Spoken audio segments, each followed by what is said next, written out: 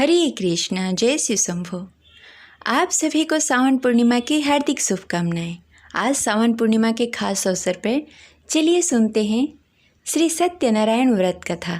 तो प्रेम से बोले सत्यनारायण भगवान की जय, गौरी पुत्र गणेश की जय। एक समय की बात है, नैमिषारण्य तीर्थ में सैनिक आदि 88,000 ऋषियों ने श्री सूत जी से पूछा, हे प्रभु, इस कलयुग में वेद विद्या रहित मनुष्य को प्रभु शक्ति किस प्रकार मिल सकती है तथा उसका उद्धार कैसे होगा? हे मुनि श्रेष्ठ, कोई ऐसा तप बताएं जिससे थोड़े समय में ही पुण्य मिले और मनवांछित फल की प्राप्ति हो। इस प्रकार की कथा सुनने की हम इच्छा रखते हैं। सर्वशास्त्रों के ज्ञाता श्री सूत जी बोले, हे वैष्णव पूज्य, आप सभी ने प्राणियों के हित की बात पूछी है, इसलिए मैं एक ऐसे श्रेष्ठ व्रत को आप लोगों को बताऊंगा जिसे नारद जी ने लक्ष्मी नारायण से पूछा था और लक्ष्मीपति ने मुनि श्रेष्ठ नारद जी से कहा था। आप इसे ध्यानपूर्वक सुनिए। एक समय की बात है, योगी राज नारद जी दूसरे के हित की इच्छा के लिए अनेकों लोकों में घूमते हुए मृत्यु लोक में आ पहुँचे। यहाँ उन्होंने अनेक योनियों में जन्मे प्रायः सभी मनुष्य को अपने कर्मों द्वारा अनेक दुखों से पीड़ित देखा। उनका दुख देखकर नारद जी सोचने लगे, कैसा यत्न किया जाए जिसके करने से निश्चित रूप से मानव के दुख का अंत हो जाए। इस विचार पर मनन करते हुए वह विष्णु लोक में गए। वहाँ वह देवों के इष्ट भगवान नारायण की स्तुति करने लगे, जिनके हाथों में शंख, चक्र, गदा और पद्म थे, गले में वरमाला पहने हुए थे। स्तुति करते हुए नारद जी बोले, हे भगवान, आप अत्यंत शक्ति से संपन्न हैं। मन तथा वाणी भी आपको नहीं पा सकती है। आपका आदि, मध्य और अंत नहीं है। निर्गुण स्वरूप सदृश्य के कारण भक्तों के दुख को दूर करने वाले आपको मेरा नमस्कार है। नारद जी की स्तुति सुनकर भगवान विष्णु बोले, हे मुनि श्रेष्ठ, आपके मन में क्या बात है? आप किस काम के लिए पधारे हैं? उसे निसंकोच कहिए। इस पर नारद जी बोले, हे प्रभु, मृत्यु लोक में अनेक योनियों में जन्मे मनुष्य अपने कर्मों द्वारा अनेक दुखों से दुखी हो रहे हैं। हे नाथ, आप मुझ पर दया रखते हैं, तो आप बताइए कि वो मनुष्य थोड़े प्रयास से अपने दुखों से कैसे छुटकारा पा सकते हैं। श्री हरि बोले, हे नारद, मनुष्यों की भलाई के लिए तुमने बहुत अच्छी बात पूछी है। जिसके करने से मनुष्य मोह से छूट जाता है, वह बात मैं तुमसे कहता हूँ, उसे सुनो। स्वर्गलोक और मृत्युलोक दोनों में एक दुर्लभ उत्तम व्रत है जो पुण्य देने वाला है। आज प्रेमवश होकर मैं तुमसे कहता हूँ, ध्यानपूर्वक सुनो। श्री सत्यनारायण भगवान का यह व्रत अच्छी तरह विधि विधान पूर्वक करने से मनुष्य तुरंत ही यहाँ सुख भोग कर मरने पर मोक्ष पाता है। श्री हरि की वचन सुनकर नारद जी बोले कि उस व्रत का क्या फल है और उसका विधान क्या है? यह व्रत किसने किया था? इस व्रत को किस दिन करना चाहिए? सभी कुछ विस्तार पूर्वक बताइए। नारद जी की बात सुनकर श्री हरि बोले, दुख व शोक को दूर करने वाला यह व्रत सभी स्थानों पर विजय दिलाने वाला है। मानव को भक्ति और श्रद्धा के साथ शाम को श्री सत्यनारायण की पूजा धर्मपरायण होकर ब्राह्मणों और बंधुओं के साथ करनी चाहिए। भक्ति भाव से ही नैवेद्य, केले का फल, घी, दूध, गेहूं का आटा, गेहूं के स्थान पर साठी का आटा, शक्कर और गुड़ लेकर सभी भक्षण योग्य पदार्थों को मिलाकर भगवान का भोग बनाएं। ब्राह्मणों सहित बंधु बांधवों को भी भोजन कराएं। इसके बाद स्वयं भोजन करें। भजन कीर्तन के साथ भगवान की भक्ति में लीन हो जाएं।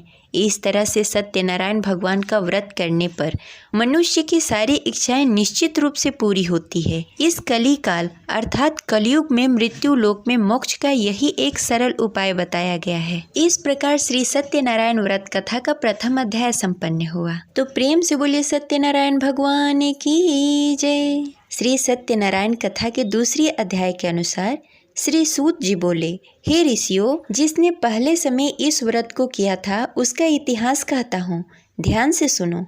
सुंदर काशीपुर नगरी में एक अत्यंत निर्धन ब्राह्मण रहता था।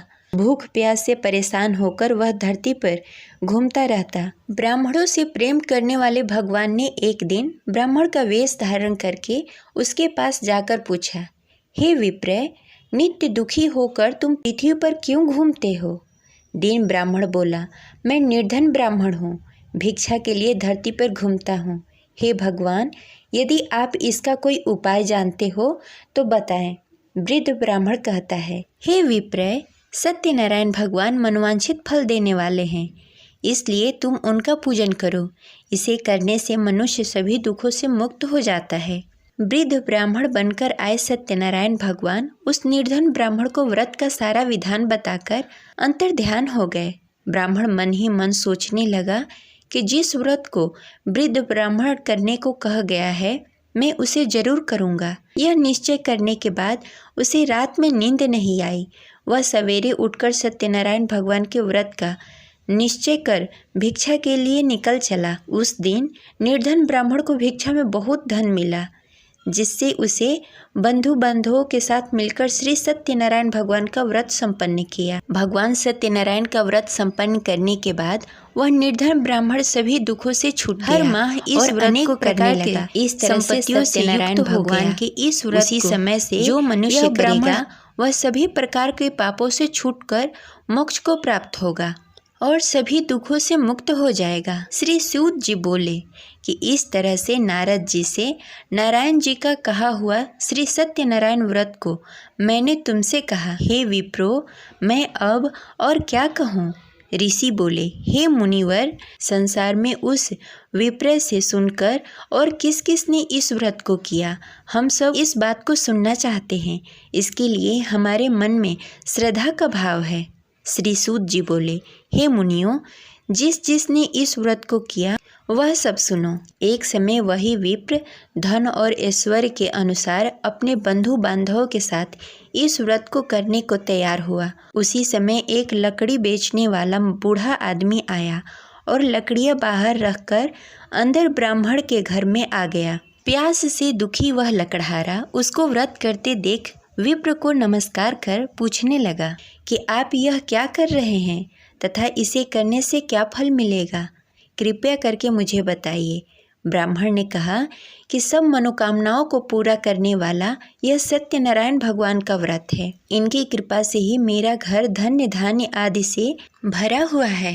विप्र से सत्यनारायण व्रत के बारे में जानकर लकड़हारा बहुत प्रसन्न हुआ।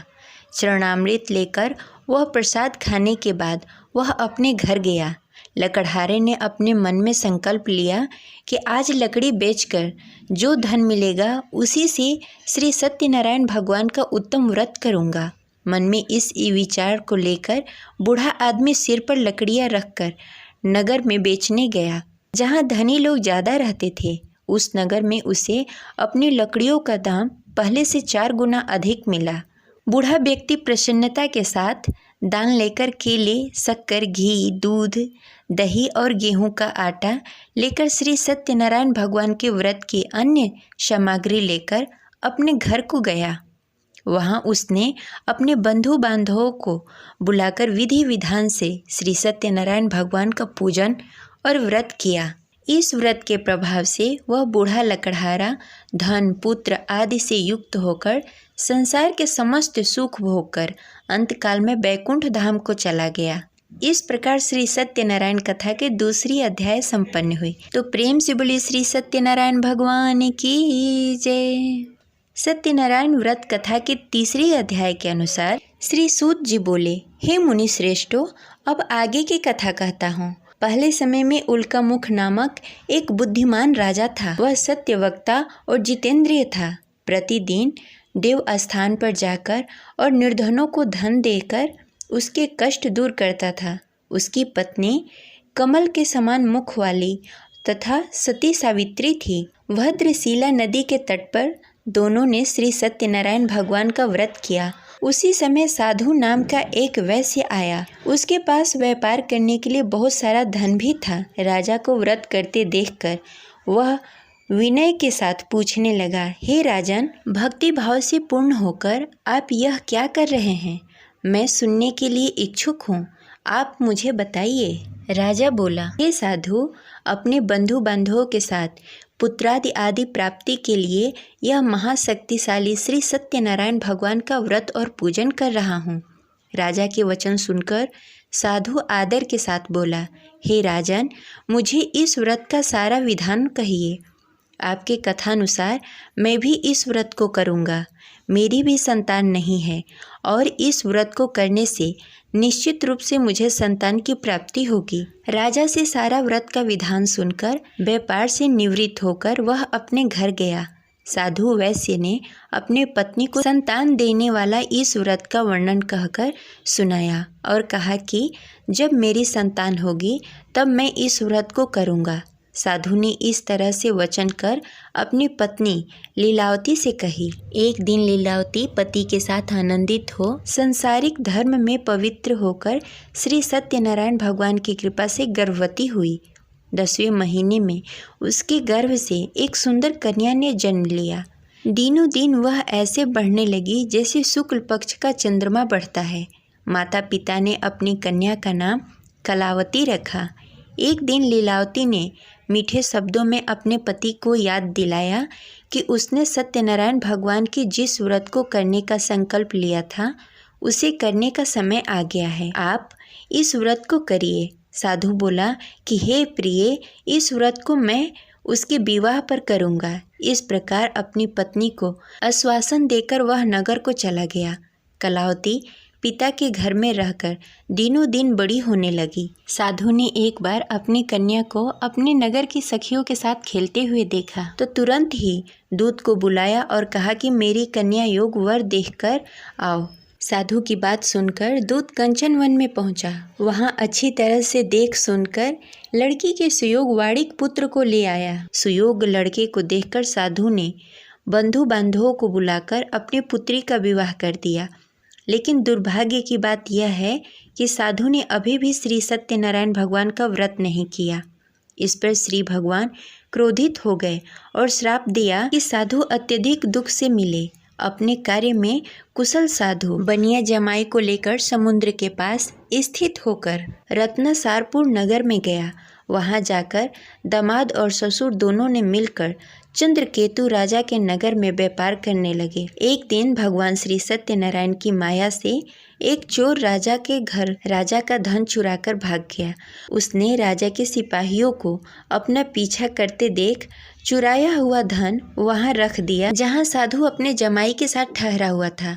राजा के सिपाहियों ने साधु वैश्य के पास राजा का धन पड़ा देखा तो वह ससुर और जमाई दोनों को बांधकर प्रसन्नता से राजा के पास ले गए और कहा कि उन दोनों चोरों को हम पकड़ लाए हैं, आप आगे की कार्रवाई की आज्ञा दीजिए। राजा की आज्ञा से उन दोनों को कठिन कारावास में डाल दिया गया और उसका सारा धन भी उससे छीन लिया गया। श्री सत्यनारायण भगवान के श्राप से साधु की पत्नी भी बहुत दुखी हुई।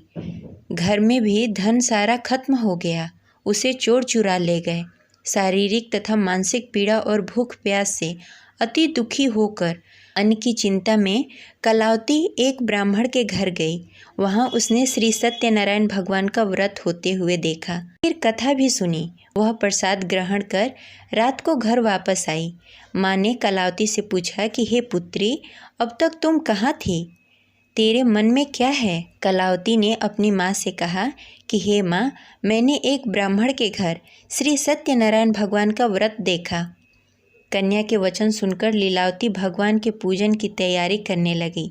लीलावती ने परिवार और बंधुओं सहित श्री सत्यनारायण भगवान का पूजन किया और उससे वर मांगा कि मेरे पति और जमाई शीघ्र घर आ जाएं। साथ ही यह भी प्रार्थना की कि हम सबके अपराध को क्षमा कीजिए।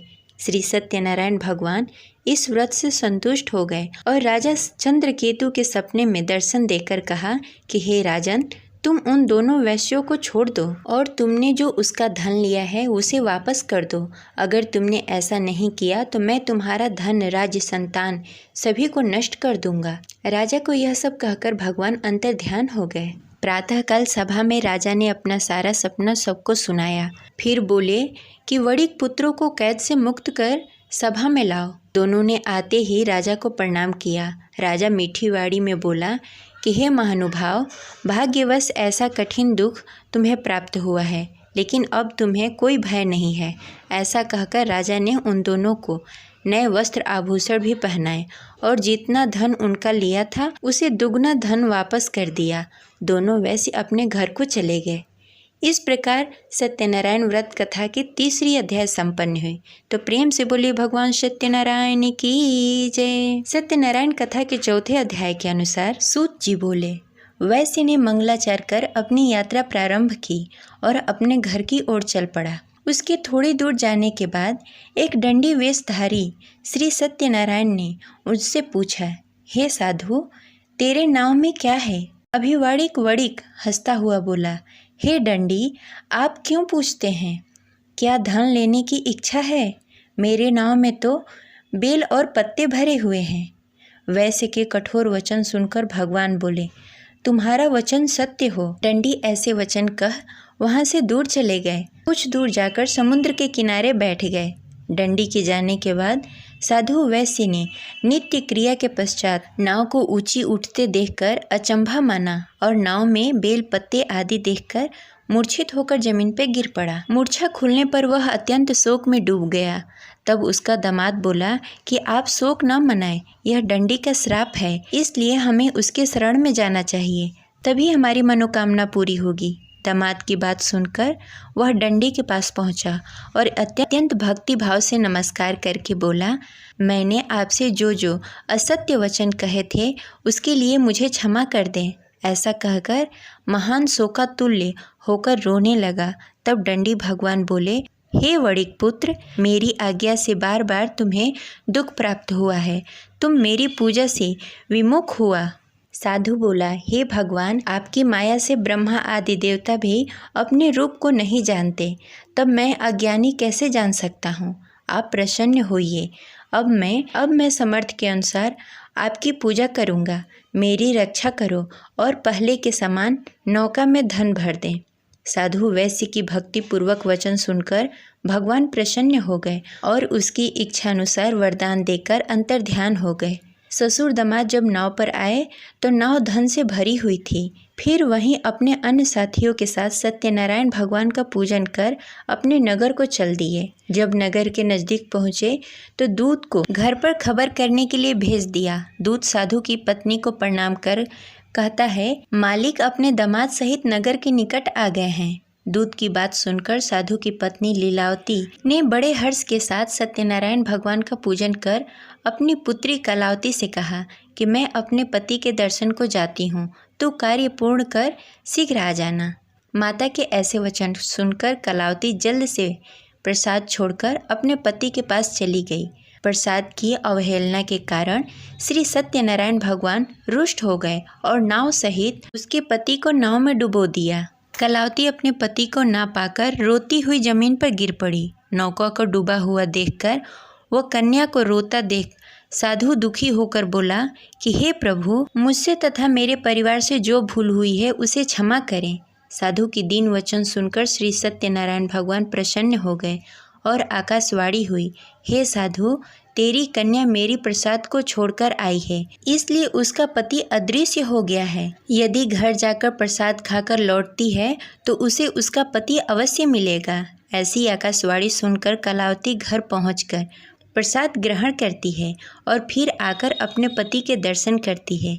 उसके बाद साधु अपने बंधु बांधवों के सहित श्री सत्यनारायण भगवान की विधि विधान से पूजा करता है तथा इस लोक से सुख भोग कर अंत में स्वर्ग को जाता है। इस प्रकार सत्यनारायण व्रत कथा के चतुर्थ अध्याय संपन्न हुए। प्रेम से बोले श्री सत्यनारायण भगवान की जय। श्री सत्यनारायण भगवान के पंचम अध्याय के अनुसार श्री सूत जी बोले, हे ऋषियों, मैं और भी एक कथा सुनाता हूँ, उसे ध्यान पूर्वक सुनो। प्रजा पालन में लीन तुंग ध्वज नामक एक राजा था।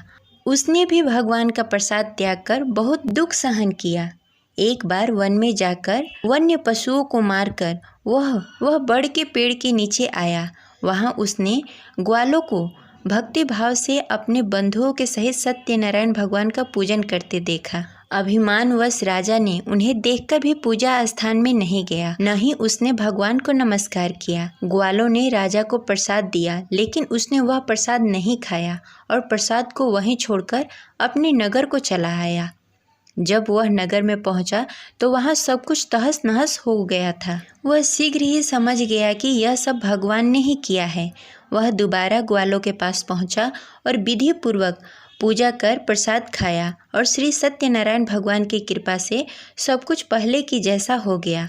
दीर्घकाल तक सुख भोगने के बाद मरणों उपरांत उसे स्वर्गलोक की प्राप्ति हुई। जो मनुष्य परम दुर्लभ इस व्रत को करेगा वह श्री सत्यनारायण भगवान के अनुकंपा से उसे धन्य धान्य की प्राप्ति होगी, निर्धन धनी हो जाएगा और भय मुक्त होकर जीवन जीता रहेगा। संतानहीन मनुष्य को संतान सुख मिलेगा और सारी मनोकामनाएं पूर्ण होगी। मानो अंत काल में बैकुंठ धाम को जाएगा। श्री सूत जी बोले, जिन्होंने पहले इस व्रत को किया है अब उसके दूसरे जन्म की कथा कहता हूँ। वृद्ध सतानंद ब्राह्मण ने सुदामा का जन्म लेकर मोक्ष की प्राप्ति की। लकड़हारे ने अगले जन्म में निषाद बनकर मोक्ष प्राप्त किया। उल्का मुख नामक राजा दशरथ होकर बैकुंठ को गए। साधु नाम के वैश्य ने मोर ध्वज बनकर अपने पुत्र को आरे से चीरकर मोक्ष पाया। महाराज तुंग ध्वज ने स्वयंभू होकर भगवान के भक्ति युक्त होकर कर्म का मोक्ष पाया। इस प्रकार श्री सत्यनारायण व्रत कथा 5वां अध्याय संपन्न हुई। तो प्रेम से बोले श्री सत्यनारायण भगवान की जय।